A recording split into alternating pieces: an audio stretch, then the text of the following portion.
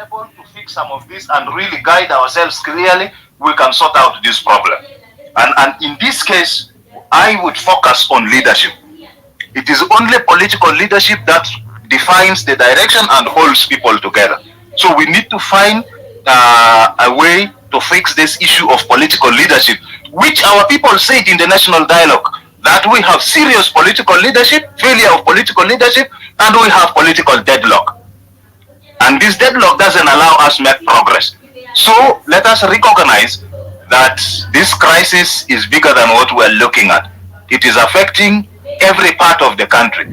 And the pain is that by the time we finish this discussion, we will continue to get news of people harming themselves. It used to be terrible in Lakes State.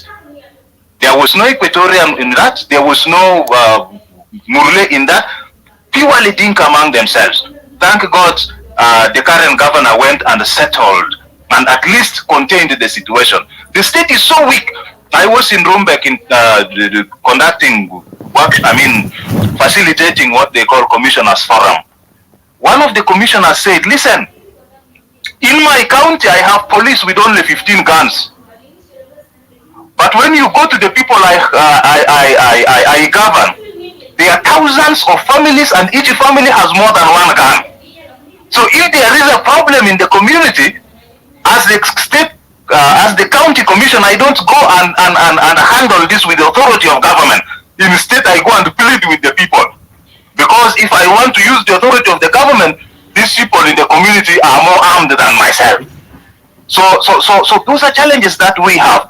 Let us recognize that each one of us is a potential victim. We used to speak on this as civil society, and some of the commanders in the army were telling us that, you are just saying this because you are paid by the West, you are advancing a regime change agenda, you are advancing foreign agenda. Months later, years later, these same people, we found them during the peace talks, and sometimes they were now leading rebel movements because they felt that now the state had failed to protect their rights.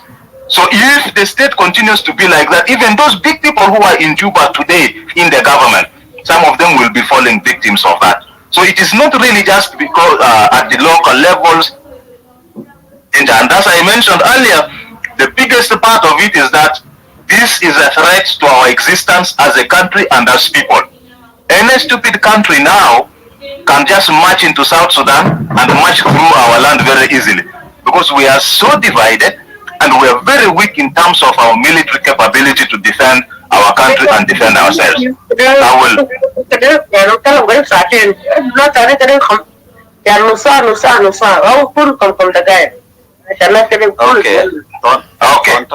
thank you. I have made my submission. Okay, Tontat, mic is yours.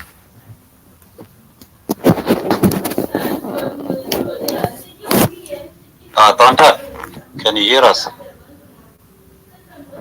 Okay, Toot, come in. No, I'm here. Not Twitch. Okay, Kalas, go on. Yes, guys. Thank you for giving me time anyway. You know what I want to say, guys?